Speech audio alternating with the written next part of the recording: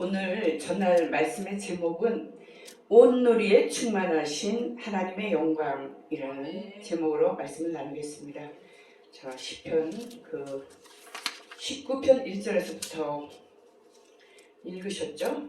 하나님의 영광은 도대체 어디에 계실까? 하나님의 영광은 특별한 기적 같은 사건들 속에서만 만날 수 있는 것은 아닙니다. 물론 특별한 기적 속에서도 하나님의 기적이 임하시지만 우리 일상에서 아주 소소한 작은 일들 가운데서도 하나님의 영광은 온 우주에 충만하게 계신 것입니다. 아멘. 하나님의 영광은 우리가 살고 있는 하늘과 땅에 가득합니다. 아멘. 바로 내 옆에, 멀리 또는 가까이 자연과 우주 만물 속에 충만하게 임재하시며 또한 말씀으로 성령으로 내 안에 충만하게 임재해 계신 것입니다. 아멘.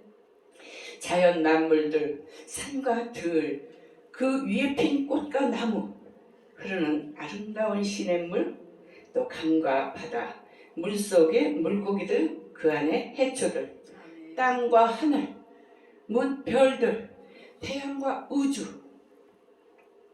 땅의 모든 곡식과 과일들, 새, 짐승들, 그 밖의 모든 자연 만물들이 모두 저마다 그 나름대로의 모습을 뽐내며 장미는 장미답게, 들풀은 들풀답게, 개는 개답게, 소는 소답게 창조되어 그들의 자태를 뽐내며 창조하신 하나님의 영광을 크게 드러내고 있습니다.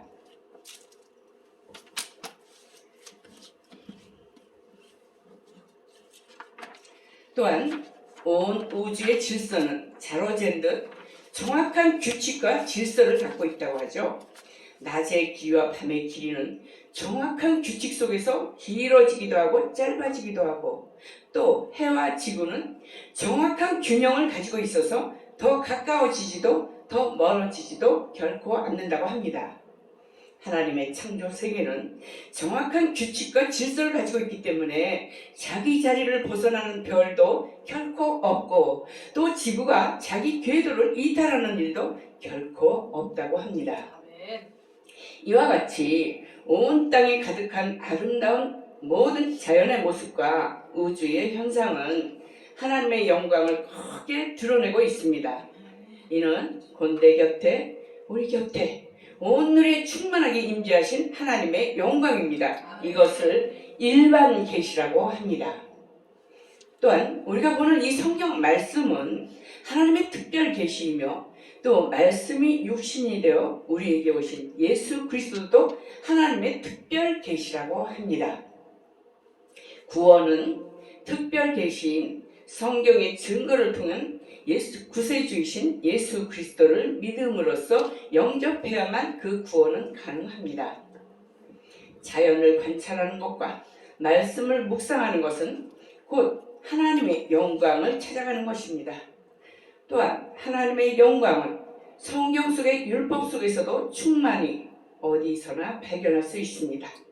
본문 19장 7절 8절을 보면, 여호와의 율법은 완전하여 영혼을 소생시키며 여호와의 증거는 확실하여 우둔한 자를 지혜롭게 하며 여호와의 교훈은 정직하여 마음을 기쁘게 하고 여호와의 계명은 순결하여 눈을 밝게 하시도다. 이와 같이 여호와의 율법은 완전하고 확실합니다. 하나님의 법은 완전하여 부족함이 없을 뿐만 아니라 사람의 마음을 변화시키는 능력이 있습니다.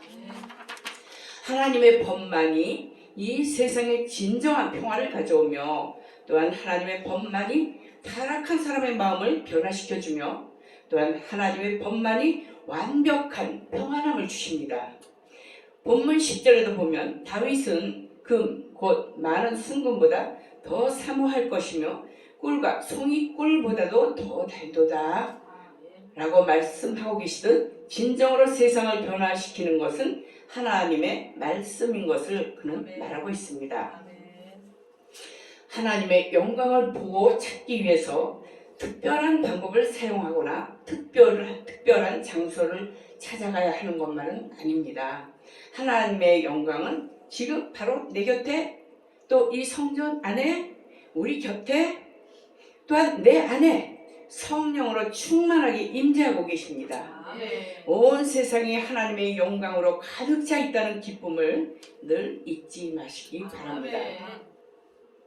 제가 간증 하나 할까요? 제가 탤런트로서 이제 꾸준히 그래도 뭐 아주 스타는 아니었지만 조역 비슷하게 꾸준히 그래도 일을 하고 있었습니다. 그런데 결혼을 하고 나서 그것도 늦게 했습니다. 저는 공부를 좋아해서 계속 공부를 했습니다. 중앙대학교 3학년 영국영화과 때 MBC 사기생으로 시험 봐서 합격해서 탤런트 생활을 하다가 졸업을 못한 게 한이 돼서 난 유학을 꼭 가봐야 되겠다. 공부를 좀 더 해서 이 예술계통의 교수가 돼봐야 되겠다고 통신대 불문학과를 들어가서 졸업하고 또 외국어대학 불문학과 대학원까지 수료했습니다. 너무너무 공부가 정말 나이가 40대 중반까지 공부를 해서 더 이상 나 공부 안 해. 난 이제는 불어 단어 하나 외우기가 얼마나 어려운지 말도 못해요. 20가지, 30가지를 변해요. 동사도. 그래서 다시는 이제 공부를 그만해. 그리고 믿음이 제가 굉장히 열심히 했습니다. 목사님이 말씀하는 거 메모하고 지금까지 다 갖고 있어요. 그렇게 열심히 메모하고 집에 와서 또 읽고 누구에게 전하고 그랬는데 하나님 다 두드려 부셔요. 있는 거 가진 거 다 때려 부셔요. 아무것도 없어요. 저기 완놈 이제 하나에 겨우 기어들어와서 이제 이거 내가 도대체 그럼 어떻게 살아야지 하나님 기뻐하시는 건가? 제가 그 평신도 때 영성훈련을 받고 있었어요. 영성훈련을 제가 한 8년이나 받았습니다. 신학하기 전에. 그래서 그 신학교에서 그 평신도 영성훈련 과정의 4년 코스인데 그 달마다 4박 5일 동안 기도원에 가는 프로그램이 있었습니다. 그래서 첫 달에 가서 내가 앞으로 어떻게 탤런트를 성공하는 게 하나님 뜻인지 신학을 공부를 해야 되는 것인지 맨날 가는 곳이 난 교회니까 뭐 세미나니 무슨 훈련이니 내적 치유 세미나니 이런 데 가니까 그래서 도대체 앞길을 어떻게 살아야 되는 건가 기도 응답 좀 받으려고 4박 5일 기도하고 내려왔지만 정확히 충청도 어디에 지금 이름이 기억이 안 나는데 아무 응답이 없어요. 어떻게 된 거지? 아이, 다음 달에 한번 더 가보자. 신학을 해야 될 건가 말아야 될 건가. 그래서 또 갔어요. 그러니까 열흘 동안 열심히 새벽 기도서부터 하루에 3번씩 진행되는 예배 다 드리고 했는데 마지막 날은 응답 좀 주시겠지? 응답 못 받았어요. 그래서 내려와가지고 이거 뭐 응답도 못 받고 내 기도가 부족해서 이 모양인가 보다 그러고. 그런데 그 영성원에서 훈련할 때 하나님의 말씀 음성을 들으려면 하루 종일 기도하고 다니려는 거예요. 길거리 다닐 때도 버스를 탔을 때도 계속 기도하고 다니려는 거예요. 하나님 난 지금 어디 가요? 예수님 난 누구 친구 만나러 가요? 어떻게 생각하세요? 내가 이렇게 지금 누구 만나서 이렇게 행동했다 이런 식으로 예수님과 계속 대화를 하라는 거예요. 그래서 나도 이제 계속 그러고 하나님 내가 기도는 2차례나 그렇게 올라갔다 왔는데 아무 응답도 없으셔서 난 지금 어떻게 해야 될지 모르겠어요 이러고 다니는데 어느 날 대중교통 버스를 타고 어딜 가는 중인데 하나님 음성이 탁 들리더라고요. 하나님 음성은 귀로 들리는 거 아니죠? 마음으로 들리는 거죠. 때로는 발같이 앞으로 확 스치면서 지나가시기도 하고 그쵸? 마음으로 들리는 거예요. 마음으로 들리기를 버스에서 크게 음성이 나오기를 너는 사람들을 위해서 살라 이렇게 짧게 말씀하시고 사라지셨어요. 그게 무슨 뜻이지? 그러고 이제 계속 고민하다가 신학 공부를 할까 말까 망설이다가 한 발 한 발 해가지고 이제 여기까지 이제 목회자까지 되고 그랬는데 제가 말씀드리는 것은 꼭 물론 기도원에도 계세요. 특별 세미나에도 계시고 새벽 기도에도 계시고 다 계시지만 우리의 일상 속에 나와 임마누엘 동행하신 그 예수님이 어디나 나와 동행하신다는 거죠. 아멘. 내가 버스를 타고 갔거나 지하철을 가거나 횡단보도를 건너갈 때 내가 간절히 그 기도하던 문제가 주의 음성이 들린다는 거죠. 아멘, 아멘. 바로 제가 말씀드리는 것은 하나님의 영광은 온누리에 충만하고 항상 내 곁에 임마누엘 예수 그리스도라는 것 그걸 전하기 위해서 제 간증을 잠깐 드렸습니다. 우리가 때로 기도를 많이 해도 응답이 없고 열심히 일을 해도 힘들고 어려울 때 외롭고 고독하고 지치죠. 네? 기도해도 응답도 없을 때 그죠? 두려움이 때로는 엄습해 오기도 하고 문제가 크게 일어났을 때 잠을 못 자고 괴롭기도 하고 도무지 해결 방법이 보이지 않고 하나님의 응답도 안 들리고 그럴 때, 그죠? 마귀들은 나의 실패를 조롱하며 패배의식에 분노로 복수심에 잠 못 자게 하며 절망과 좌절의 깊은 벼랑으로 몰아넣으려고 우는 사자처럼 우르렁거리며 삼킬자를 찾습니다.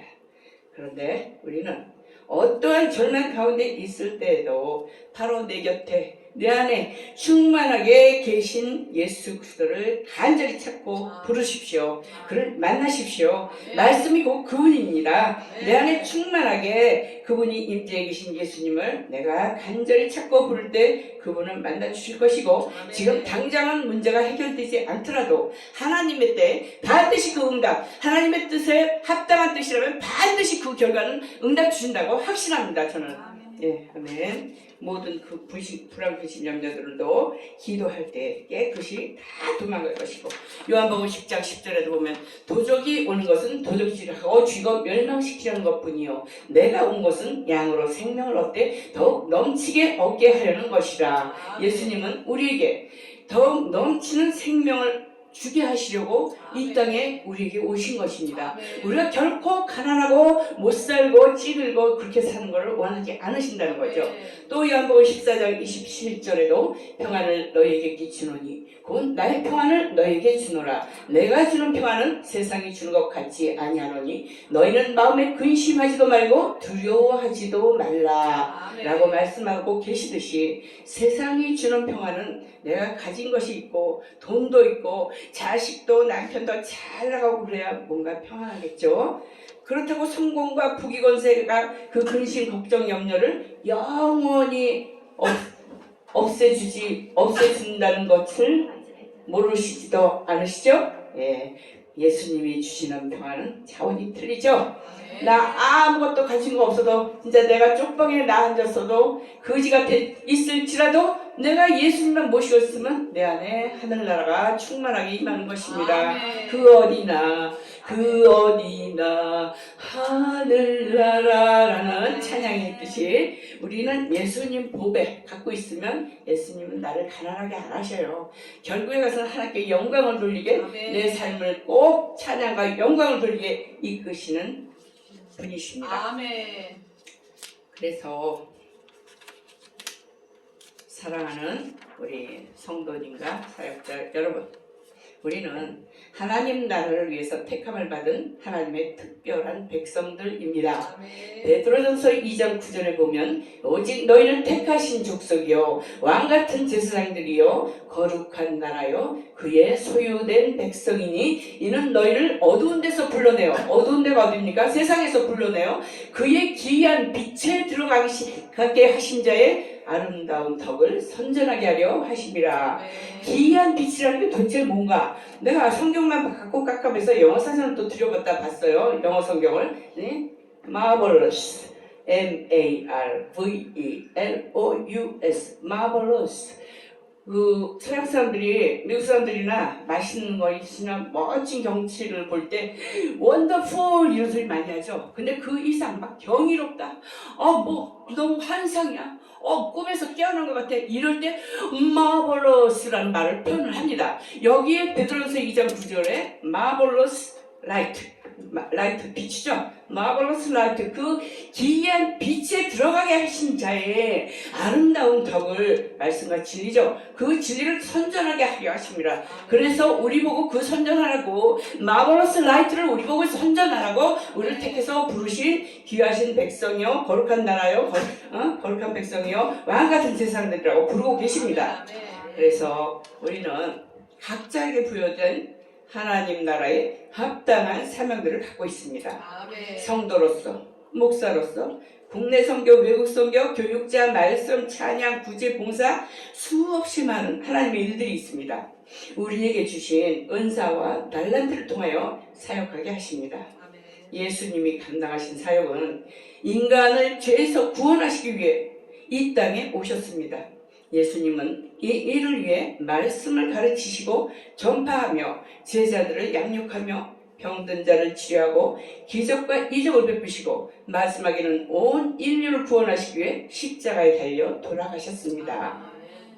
우리는 이 사회의 빛과 소금이 되어야 하며 이 사회에 어둡고 소외된 자들의 위로자가 되어야 하며 이 사회의 작은 예수들이 되어서 곳곳에서 그리스도의 향기를 바라는 아름다운 그리스도의 작은 사랑의 빛들이 되시는 저와 여러분 되시기를 예수님의 이름으로 축원드립니다.